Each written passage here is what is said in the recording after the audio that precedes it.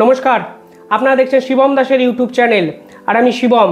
কাল এলাহাবাদ হাইকোর্টে নজিরবিহীন এক হলফনামা জমা দিয়েছে কেন্দ্রীয় সরকার, যেখানে কেন্দ্রের সলিসিটর জেনারেল এসবি পান্ডে বলেছেন সিসিপিএ অ্যাক্ট অনুযায়ী নোটিশ ধরানো হয়েছে শাহরুখ খান, অজয় দেবগন এবং অক্ষয় কুমারকে। কারণ হলো সবথেকে ক্ষতিকর বিজ্ঞাপন পান মশলা বা গুটখার যে ব্র্যান্ড, তারা সেই ব্র্যান্ড ক্রমাগত এন্ডোর্স করছেন টিভির পর্দায়। মানে পান মশলা বা গুটখার মতো যে দ্রব্য আমরা সেবন করি, সেই দ্রব্যের সর্বশেষ পরিণাম ক্যান্সার জেনেও সেই দ্রব্যকে তারকারা যেভাবে এন্ডোর্স করছেন, তাতে পরবর্তী প্রজন্ম বহুল ক্ষতির সম্মুখীন হতে পারে। এরকমই মনে করে একজন ব্যক্তি এলাহাবাদ হাইকোর্টে শরণাপন্ন হয়েছিলেন। সেই এলাহাবাদ হাইকোর্টে কালকে বারংবার প্রশ্ন করার পর কেন্দ্রের সলিসিটর জেনারেল অবশেষে জানান যে শাহরুখ খান, অজয় দেবগন এবং অক্ষয় কুমারকে এ ধরনের এক নোটিশ ধরানো হয়েছে, যেখানে তাদেরকে বলা হবে এই ধরনের বিজ্ঞাপন যেন তারা নিজেদের বিরত থাকেন। তবে সবথেকে উল্লেখযোগ্য বিষয় যে প্রশ্নগুলো কালকে এলাহাবাদ কোর্টে হয়েছে, আপনাদের মনে করিয়ে দিই, অজয় দেবগন, শাহরুখ খান এবং অক্ষয় কুমার দুজনই হলো ভারত সরকারের থেকে প্রাপ্ত পদ্মশ্রী অ্যাওয়ার্ড প্রাপ্ত, অর্থাৎ দেশের সর্বোচ্চ অ্যাওয়ার্ড পদ্মশ্রী, তারপরে পদ্মভূষণ বা পদ্মবিভূষণ, এই অ্যাওয়ার্ডগুলো তাদেরকেই দেওয়া হয় যারা দেশের একটা উল্লেখযোগ্য ভূমিকা পালন করে, দেশের মান সম্মান প্রতিপত্তি বৃদ্ধিতে সাহায্য করেন। কিন্তু এই সকল তারকারা যখন পান মশলার গুটখার বিজ্ঞাপন করেন, তাহলে আদতে কি এরা দেশের কথা ভাবেন? এই প্রশ্ন তুলে দিয়েছেন এলাহাবাদ হাইকোর্ট। আমি একটু বলে দিই, 2005 সালে শাহরুখ খান পেয়েছিলেন পদ্মশ্রী, 2009 সালে অক্ষয় কুমার পান পদ্মশ্রী এবং অজয় দেবগন পদ্মশ্রী পেয়েছিলেন 2016 সালে।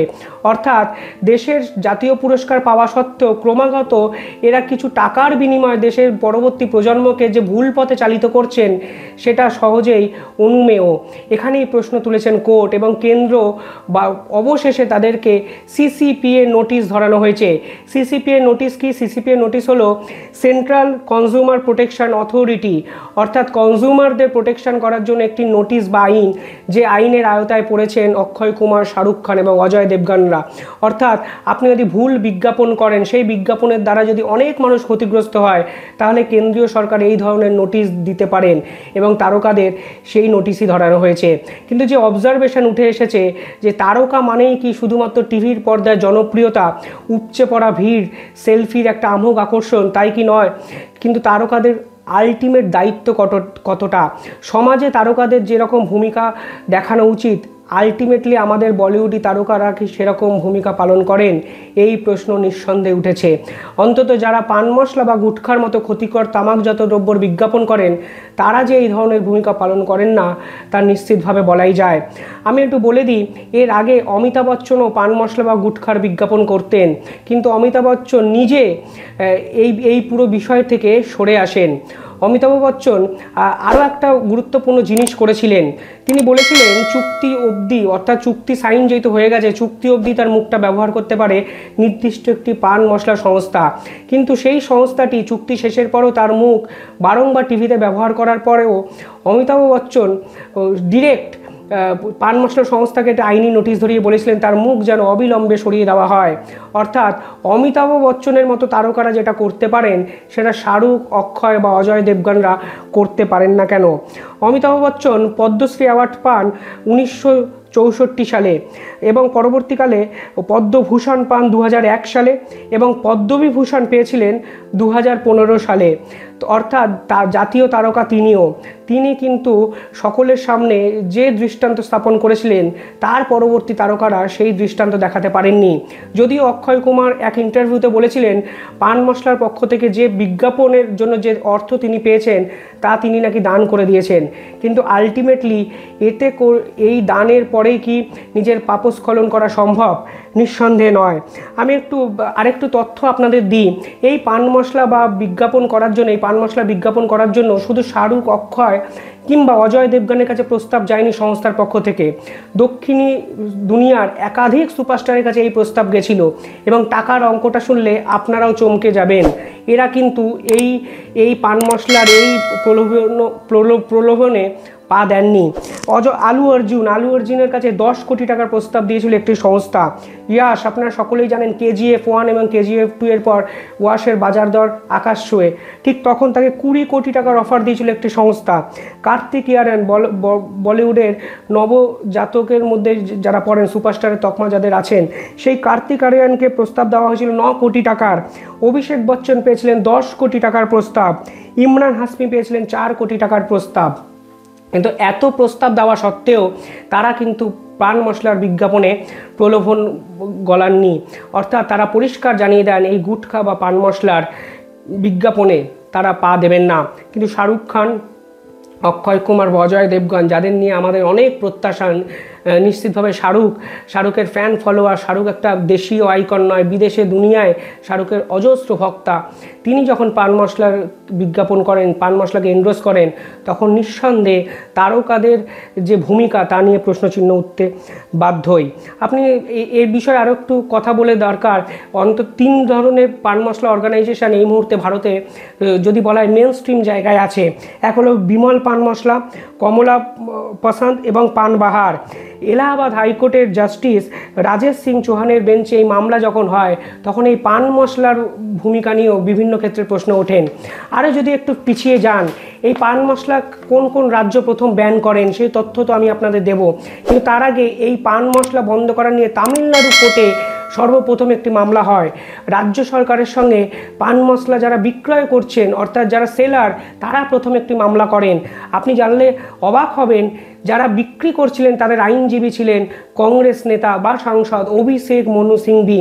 অভিষেক মনু সিংভি যেদিন তামিলনাড়ু কোর্টে কী বলেছিলেন জানেন?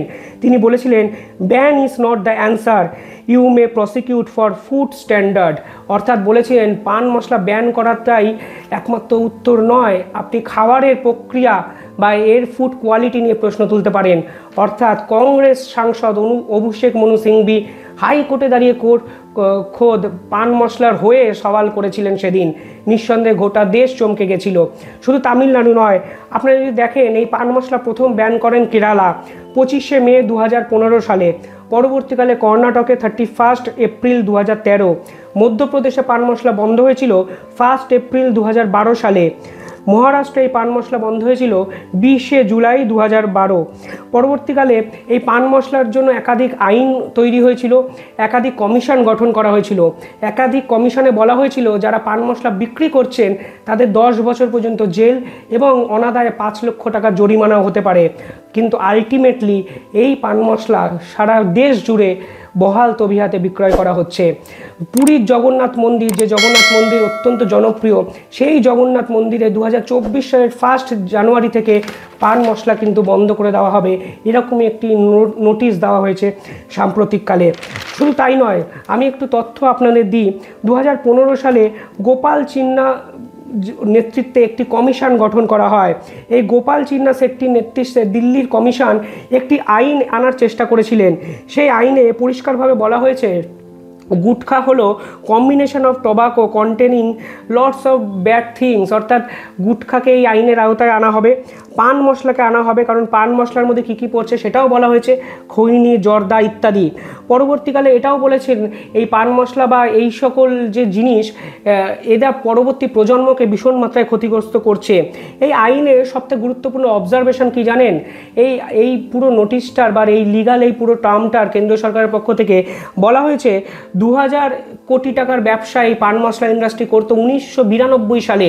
1992 সালে এই পান মশলা ইন্ডাস্ট্রি ব্যবসা করতো 2000 কোটি টাকা, যেটা 1997 সালে 5 বছরের মধ্যে গিয়ে পৌঁছায় 1000 কোটি টাকায়।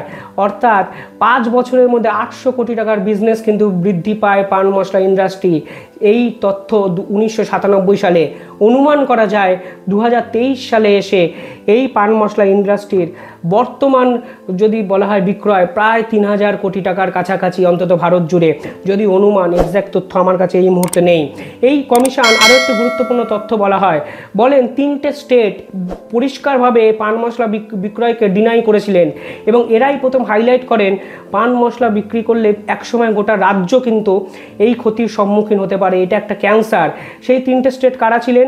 গোয়া, মহারাষ্ট্র এবং অন্ধ্রপ্রদেশ। আলটিমেটলি এই তিনটে স্টেটের যুগ্ম আবেদনের জন্য এই কমিশন গঠন হয়েছিল গোপাল চিন্না শেট্টির নেতৃত্বে, যেটা 2015-তে পান মশলা অ্যাক্ট এই দেশে চালু হয়। কিন্তু অ্যাক্ট বা আইন চালু হওয়ার পরেও পান মশলা সকলেই নির্দ্বিধায় বিক্রি করতে পারেন। সবথেকে বড় কথা হলো সাধারণ মানুষ এবং দিনের পর দিন ক্রেতার সংখ্যা কিন্তু উত্তরোত্তর বৃদ্ধি পাচ্ছেন, যা ব্যবসায়ী যে পরিমাণ সেটা দেখলেই আপনারা বুঝতে পারবেন। কোট, শাহরুখ খান, অক্ষয় কুমার, অজয় দেবগান এরা একটা সাইডে রেখেই আমি বলছি, সাধারণ মানুষ যদি আলটিমেটলি পান মশলার ক্ষতিকর দিক সম্পর্কে অবহিত না হন তাহলে কিন্তু এই থেকে নিস্তার পাওয়ার উপায় নেই। আমি এই প্রসঙ্গে উত্থাপন করে আরও একটা কথা বলছি আর তারকাদের সম্পর্কে। তারকারা ঠিক কিসের বিজ্ঞাপন করতে পারেন, তারকারা কোন কোন ব্র্যান্ড এন্ডোর্স করতে পারেন, তাদের দেখে কোনো মানুষ যদি কোনো কিছুর উপরে ঝাঁপিয়ে পড়েন এবং তারপরে যদি দেখা যায় সেই প্রোডাক্টটি নষ্ট হয়ে গেছে, সেই প্রোডাক্টটি মানুষের কোনো কাজে লাগেনি, মানুষের অপচয় হয়েছে, অর্থ ক্ষতি হয়েছে, তাহলে কি তারকাদের দায় বর্তায় না? অন্তত এলাহাবাদ কোর্টের একাধিক অবজারভেশনে সেই প্রশ্নগুলি উঠে এসছে। বলেছেন পদ্মশ্রী অ্যাওয়ার্ডপ্রাপ্ত যারা তারকা তাদের অনেক বেশি দায়িত্ব সচেতন হয়ে কাজ করা উচিত। আমি মনে করিয়ে দিই এই রাজ্যের দুটো ঘটনা। প্রয়াগ ফিল্ম সিটি উদ্বোধন করতে এসেছিলেন শাহরুখ খানই, আলটিমেটলি আজকের দিনে দাঁড়িয়ে চন্দ্রকোনায় প্রয়াগ ফিল্ম সিটি কিন্তু ঢুকছে। পরবর্তীকালে জানা যায় প্রয়াগ ফিল্ম সিটি চিট ফান্ডের টাকায় গঠিত হয়েছিল এবং তাদের যে মালিক এখন জেলে আছেন। আলটিমেটলি শাহরুখ খান হয়তো টাকার বিনিময়ে ওখানে এসেছিলেন, এন্ডোর্স করেছেন ফিল্ম সিটিকে। শুধু তাই নয়, সৌরভ গাঙ্গুলির একাধিক এন্ডোর্সমেন্ট নিয়ে অনেক প্রশ্নচিহ্ন ওঠেন। 2004 সালে কিন্তু এই সৌরভ গাঙ্গুলিও পদ্মশ্রী পুরস্কার পেয়েছিলেন এবং 2013 সালে বঙ্গবিভূষণ পশ্চিমবঙ্গ সরকারের যে সম্মান সেটাও পান সৌরভ গাঙ্গুলি। তা সত্ত্বেও সৌরভ গাঙ্গুলির একাধিক ফ্ল্যাটের এন্ডোর্স করা নিয়ে সেই ফ্ল্যাট পাননি রাজ্যের মানুষ থেকে শুরু করে নিউ টাউনের কোনো একটা ফ্ল্যাটের এন্ডোর্সমেন্ট করেছেন, কোথাও গিয়ে মহেশতলায় কোনো একটা ফ্ল্যাটের এন্ডোর্সমেন্ট করেছেন, সেই ফ্ল্যাট সাধারণ মানুষ পায়নি, কথা দিয়ে কথা রাখতে পারেননি সৌরভ গাঙ্গুলি একাডেমির একাধিক জায়গা দিয়ে। ফলে আলটিমেটলি আমি বলতে চাইছি তারকারাও একটু ভাবুন যে আপনারা পয়সার জন্য যে বিজ্ঞাপন করছেন সেই বিজ্ঞাপনটা কোথাও গিয়ে ভবিষ্যতে মানুষের জন্য ক্ষতিকর হয়ে উঠছে না। আর আমার প্রশ্ন নিঃসন্দেহে থাকবে, যদি কেন্দ্রীয় সরকার শাহরুখ খান, অজয় দেবগান এবং অক্ষয় কুমারকে এরকম সিসিপি এর নোটিশ ধরাতে পারে, তাদের জন্য মনুষ্য সমাজ, মানুষের জীবন ক্ষতিগ্রস্ত হতে পারে বলে প্রশ্ন তুলতে পারে, তাহলে রাজ্য সরকার কেন সৌরভ গাঙ্গুলিকে প্রশ্ন করতে পারে না যে তোমার দেখানো বিজ্ঞাপন দেখে যে ফ্ল্যাট মানুষ কিনেছেন সেই ফ্ল্যাটের কেনার পর তারা প্রতারিত হয়েছেন, এর দায় তো তোমার উপরও বর্তায়। আমার দৃঢ় বিশ্বাস আজকে না হলেও সাধারণ মানুষ বুঝবেন যাদের আমরা তারকা বানাচ্ছি তারা হয়তো সমাজের আসল তারকা নয়। যদি তারা করতো, তারা এই কয়েকটা টাকার জন্য মনুষ্য সমাজের ভবিষ্যতের জীবনের এত বড় ক্ষতি হয়তো করতে পারতো না। কমেন্টে জানাবেন আপনাদের মত। ধন্যবাদ।